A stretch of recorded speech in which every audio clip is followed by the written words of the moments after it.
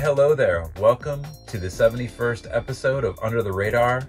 I'm delighted to be back today to cover another band from the past, who actually I've covered at the very beginning. But before I break into today's band and release, I wanted to go ahead and just plug my store real quick. I got a whole inventory of products together. I have 50 plus items that are for sale. Small quantities, it's a little boutique, so to speak. But yeah, there are limited quantities of my back catalog of CDs from Alarm Clock. There's some vinyl, stickers, buttons, hoodies, t-shirts, posters, and some other assorted goods. So definitely go there and check out samswansonmusic.com/store. I appreciate your support. And without further ado, we're going to get into today's band, a band that I covered in the past, a band called the Brokedowns. Now, where I left off with this band was, believe it or not, episode number 5 is the last time that I covered this band.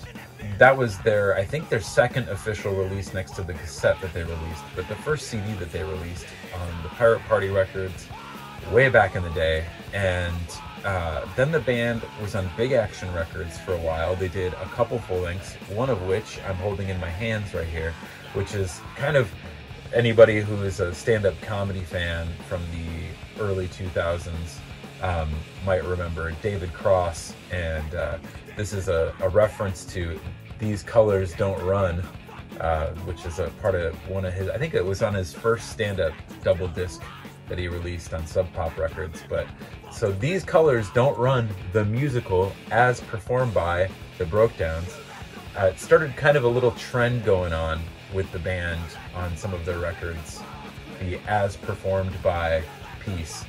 This record, I think, even though I'm not going to cover it today, is really a step up in quality and musicianship. And also, I believe it was their first, I may be mistaken by this, but Moose, I don't think Moose had played on the band's Let the Disappointment Begin record. And so I think this was Moose's first full length with the band, even though he took over drumming duties right after that record got released. Chris Medjury was on this, as well as the previous record. So this kind of solidified the Brokedowns as we know them today. And after recording this and a bunch of other material, the band, for a while they were talking about doing a split with After Project, which I believe the songs later went on to just be part of a 6-song EP that they released on a label called Cassette Deck Media. And then they had some other stuff too. They did some stuff with Quincy Shanks, a bunch of split 7-inches along the way. And then we're gonna go ahead and get into today's release. This record is near and dear to me. It's a record called New Brains for Everyone, as performed by the Brokedowns. And not only was this, it was initially released on Thick Records in 2007, and it was recorded at Electrical Audio by Nick Kraska. For those of you that don't know, Electrical Audio was owned by Steve Albini at the time, who now, as of the last few weeks, last month, rest in peace, Steve Albini, Chicago legend. I know I've mentioned him in previous episodes. I know, I think even as early as the second episode where I covered the band Adhesive, I had mentioned Schlack and etc. Maybe even the first episode, actually. Steve Albini, obviously, I don't think I need to say too much, although I will point out that Mark Ruvolo of Johann's Face Records recently made a really great post about Steve Albini. I think that he posted like 10 memories of Steve, and they were really, it was really heartwarming to read Mark's posts. Also, Mark has a book out. I forget what the title of the book is, but it's in the horror genre, and so you should check that out. I'm definitely plugging people from the past. Have covered numerous releases by Johann's Face Records in the past, but alas, today we are on Thick Records, and this is by far This record by the Brokedowns is by far my favorite record in the Thick Records catalog, and this band has been a big part of just, I guess, my exposure to punk rock and friendships and just being in a scene, and always had great respect for this band. But this is just a really great record, and we're going to get into breaking down these tracks. But before I do, I would really like to point out that this album kind of came out of this really cool time when a friend of ours by the name of Jim Miller, he had started a zine with a bunch of friends in the scene and people that worked at record breakers, and it was just a really cool thing. It was called Idiot Ego. And I know I've talked about like Punk Planet and Jaded in Chicago in the past, way earlier in this series, but Idiot Ego was a really cool little project that Jim did, and it eventually morphed after 3 issues. Unfortunately, they didn't even get the 4th issue out that they were planning on releasing. However, they did turn, I guess, the remains of what Idiot Ego was, they turned that into a couple things. One, well, Ian's Party, which was kind of going on simultaneously already, and then turning that into a record label called Cassette Deck Media Conglomerate. Actually, the Brokedowns had a number of releases out on Cassette Deck, and I'm going to be covering a bunch of other releases by other bands on Cassette Deck in the future. However, this very first issue of Idiot Ego covered the Brokedowns. For each issue, there was a show, like almost like a record release show, but it was like a zine release show, and it featured the bands that were in the zine. I think there was one that wasn't on this one also playing. So this one featured the Brokedowns, Grenade vs. Freight Train, and Coma Collective. And I believe that Death by Snoo Snoo also played the zine release show at Clearwater Theater. And this was back in November of 2006. And this just was a really cool thing. On this initial issue, they covered why Record Breakers is leaving us, for us suburbanites that were very grateful to have an amazing record store like Record Breakers in Hoffman Estates, Illinois, that just had all kinds of music and was also owned by people that were into punk rock and into the DIY aesthetic. I think I've talked about Record Breakers in the past, but this kind of was the issue that really let us all know, with the closing of Fireside Bowl previously, there was just the shift coming, and Record Breakers moved to Chicago and then started a venue called Reggie's, which is still going. So awesome that that got covered in here. Also, they would have ads for record labels like Blinded by Billboards Records, which was owned by John Fawcett of Johnny Bodacious, which I've covered in the past. And also, I got to put a few ads in some of these zines for my label Alarm Clock, which was just starting out at the time. They would do album reviews, they would list local shows that were going on in the area, and it was just a really cool little scene. One of my personal favorite things that was mentioned in this zine was Power Emo's Personal Guarantee, which was one of the most humorous articles that was ongoing throughout the 3 issues of Idiot Ego. And so, anyway, just to kind of recap on Idiot Ego, I just wanted to make sure I documented this. I would have loved to have just covered all the issues in one episode here, but I felt like it ties in with each of like the feature bands from the 3 issues. So I will be covering issue number 2 in the future because it features my band Dorm Life, and then the 3rd and final issue featured Dr. Manhattan just before they dropped their debut Vagrant full-length record. And so anyway, there was supposed to be a 4th issue, which was to feature Colossal, the band who I've covered in the past as well, but alas, that has never materialized. So just to recap on Idiot Ego, it was almost like a combination of Buddyhead and Jaded in Chicago, just a really cool little suburban thing. And I would say that Jim Miller was definitely ahead of his time in a lot of ways. He kind of labeled emo and screamo at the time as basically as hair metal. And it's really funny because it is very telling of what did end up happening with emo. It was just a trend that was really big for a minute. You know, it had its heyday. Power emo, as he called it.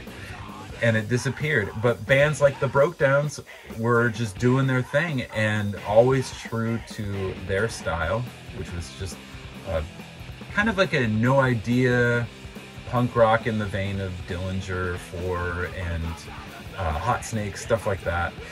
When I think though about Jim putting his finger on the pulse of that emo transition, I also even think about things like Warped Tour and how it initially was a punk rock event rooted in punk rock, and how it even shifted by the time of its demise.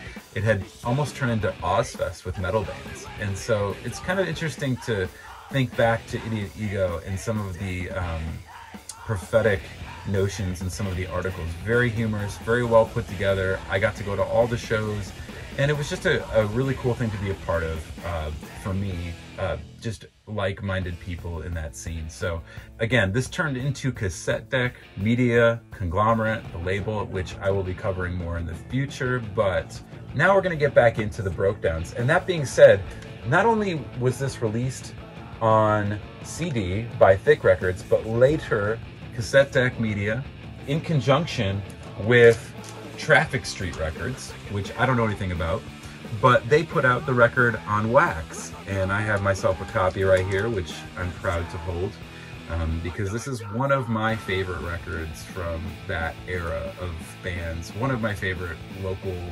probably my favorite punk record out of Chicago, to be honest, at this point in the game where I'm sitting here at age 41. So, I guess without further ado, let's break into the songs with the opening track, a song called Brains.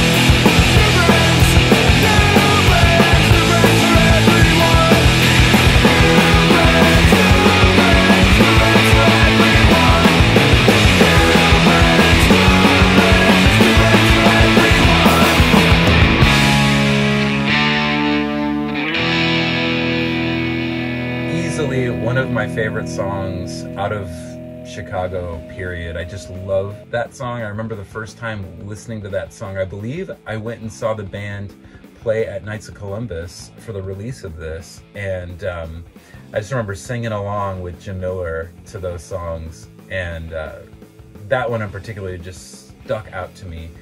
And so I ended up including Brains on the Alarm comp, which I have maybe like 5 copies of that compilation left in the store. There's also a digital version online. But also, there was a point in time when Dorm Life, my band, was we wanted to cover that song and do a split 7-inch with Brokedowns. This is my guy's next one. This is Doorland cover.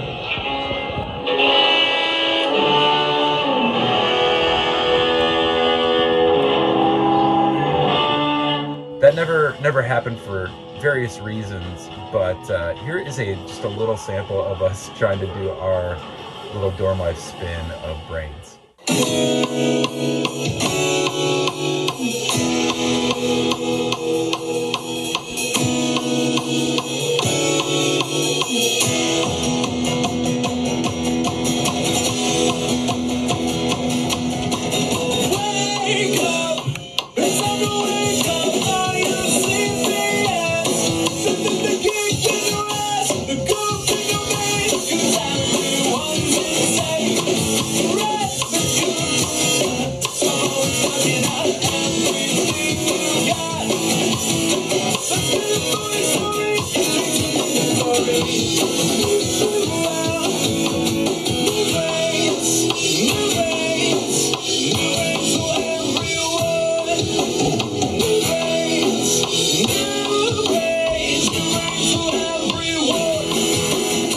Now I do still have the studio tracks from Red Door, so maybe one day I'll get a chance to do something with those. I don't know.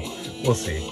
But anyway, we're going to go ahead and get into the next song that I'm going to cover, which is a reference to the shirt that I'm wearing. I actually got this shirt at the Knights of Columbus watching Brokedowns play and buying the CD. This song is called Pro Gear, Pro Attitude, Pro Results.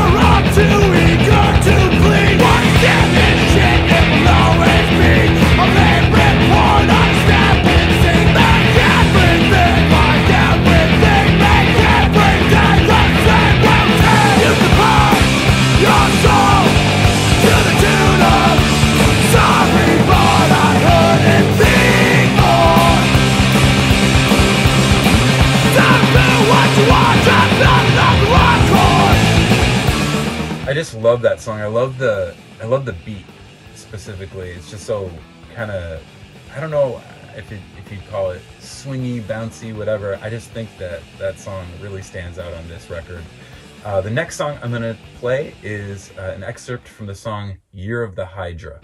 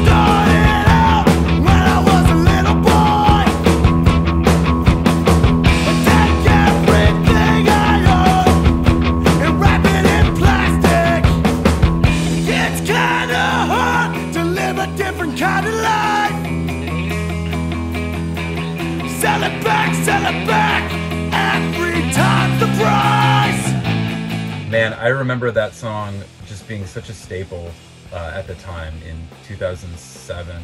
Fantastic. Well, I only have one more to play out of this. Again, I think there are about 12 songs on this record, but I only have a limited time to play a few. So we'll do one more, and I'm gonna play an excerpt from Space Babies. Sorry for the dead, it's my self-righteous face. Don't look at my uncallous hands. While I'm preaching about when to change. Change for the little guy. Change for the little man. 2 years I'll forget all about it. Yeah, I'm talking about how naive I was. I'm chalking up to save my conscience down. Show me a picture I'll never remember. A time when we had different agendas.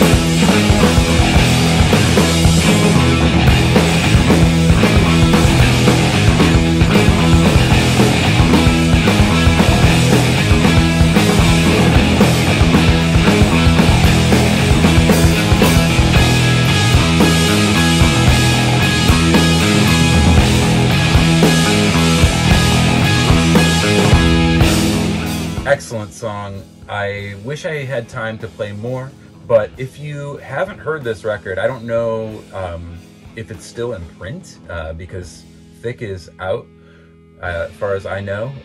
Wasn't too long after the release of this record that they stopped making or stopped releasing records. So certainly go on Discogs, see if you can get yourself a copy of New Brains for Everyone as performed by the Brokedowns. Also, highly recommend getting yourself a copy on Wax if you can. Good luck if you want to find a copy of Idiot Ego. This is the only copy I have left of this zine, but maybe somebody's got one somewhere as well. I will be covering some more material, well, one more release in particular by the Brokedowns, 6 songs, an EP in the future. Released by Cassette Deck Media. Shout outs to the Brokedowns, Moose, Chris, Johnny, and Eric. I saw that they recently released another album, I think their 4th on Red Scare, so go check out all their albums on Red Scare. I love that they just keep going. I love lifers. I love people that just create art to create art and love what they do. And it's just so cool that this band is still together as I talk about this. Not a lot of bands can have that kind of longevity. So anyway, in other news, I am just kind of getting ready to head out to New York very, very shortly here. I'm looking forward to covering more releases here. I'm going to try to knock one out a week if I can, maybe even 2 a week sometimes if possible. But just getting that going, I again would love to point you to my store at samswansonmusic.com/store. Also samswanson.com/music if you just want to get digital copies of things. But please feel free to support me. I am a full-time musician. I appreciate you listening to any of the stuff that I've released, or just, you know, somehow supporting the craft of making art. So anyway, I'll be back soon with an episode of a band called Flowers for Dorian. I appreciate all the comments that I've been getting on videos, messages, and just people that have been following the journey since I've been posting in early 2020 on this little series. Thank you again for your time.